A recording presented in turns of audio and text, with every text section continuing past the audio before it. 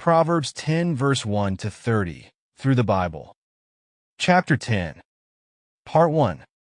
Proverbs of Solomon, written and set in order by himself. This begins the second major division of the book of Proverbs. Here we see that the young student is given some guidelines for his life. These are lessons that you and I also are to learn in the school of Christ. The Proverbs of Solomon.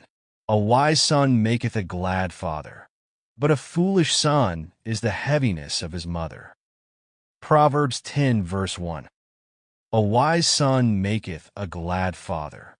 Have you ever noticed that when a father has a son who has gone to school and made good grades or been outstanding as an athlete or in some other accomplishment, the old man goes around and brags about his son and tells everyone about him? My boy has his PhD and is teaching in college. My boy is on the football team. But suppose the boy failed or didn't make the team. Then the father becomes very quiet and doesn't say anything about him at all. He just keeps his mouth shut. But a foolish son is the heaviness of his mother. It is the mother who grieves at a time like that. The father just keeps quiet about it and ignores it. What a picture of life this is. A boy can be a wise son or a foolish son, either one. Treasures of wickedness profit nothing, but righteousness delivereth from death. Proverbs 10 verse 2. Treasures of wickedness profit nothing. Men who have accumulated a great fortune have had to leave it here. They couldn't take it with them, and they never really enjoyed it while they were alive.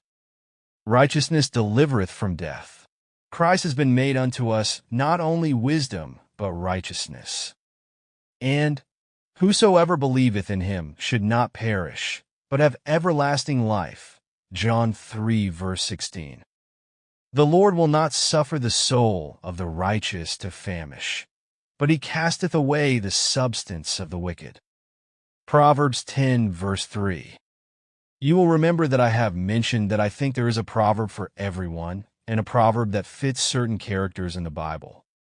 When we remember that the Lord will not suffer the soul of the righteous to famish, we think of Joseph. He was sold into Egypt and must have felt that he had come to the end and that God seemed far away. Yet he had faith in God. We know that God did not forsake him. God so arranged it that eventually he was brought out of prison and was made the prime minister of the land of Egypt. He becometh poor that dealeth with a slack hand, but the hand of the diligent maketh rich. Proverbs 10 verse 4. What a difference there is in people. Some wonderful Christians are so generous, and others are so stingy. It is interesting that the tight individual has that kind of life. He seems uptight all the time. By contrast, the generous man has a full life. Don't you think this verse would fit Abraham? He was a generous man. He told his nephew Lot, "Take any part of the land you want, and I'll take what is left." It is a very generous man who will divide real estate like that. Abraham had the right to do the choosing. He certainly knew that the choice land was the well-watered plain of Jordan. Lot must have thought Abraham was very foolish not to move down there. But since Abraham had given Lot the opportunity to choose, he chose the rich land down there in the plain. With a very slack hand, very selfishly, he chose the best for himself. But in the end, he lost everything. But the hand of the diligent maketh rich. There are two words that won't go together in the Bible. Faith and laziness will not mingle. A lazy Christian is not a Christian with real faith in God. The one who is diligent is the one who will work, the one who will labor. This reminds me also of the Apostle Paul. When the Lord called him, he certainly did not get a lazy individual. He that gathereth in summer is a wise son. But he that sleepeth in harvest is a son that causeth shame. Proverbs 10 verse 5. Here is another proverb of contrast. The boy who is called wise is the one who works in the summer. The lazy boy is the one who sleeps during the time of harvest. He is not the one who is going to get the job done. My young Christian friend, you need to recognize that God wants to train you and school you. When I was young, I was the pastor in a little church. I wasn't satisfied. I wanted to do more for God than I was doing there. I have a wonderful wife who encouraged me to finish working on my doctor's degree and devote time to studying the Bible. I was redeeming the time. I took advantage of that period. How I thank God for it.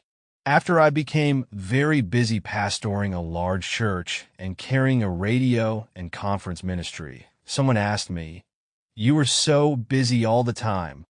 When are you able to do your preparation?" Well, back in a little town in Texas, I had 5 years, and I spent that time studying. And the day came when God enabled me to use that preparation. I would say to any young person today who wants to be used of God, begin to prepare yourself. Remember that he that gathereth in summer is a wise son. These statements in the book of Proverbs are tremendous, eternal truths. They are truths not to send you soaring into the heavenly places, but to equip you for the sidewalks of your own town. If they are not working for you, there is nothing wrong with them, but there is something wrong with you. Blessings are upon the head of the just, but violence covereth the mouth of the wicked. Proverbs 10 verse 6. What a picture we have here of two men in the Old Testament. Blessings are upon the head of the just, reminds me of Samuel. But violence covereth the mouth of the wicked, lawless, reminds me of Saul. The memory of the just is blessed, but the name of the wicked shall rot.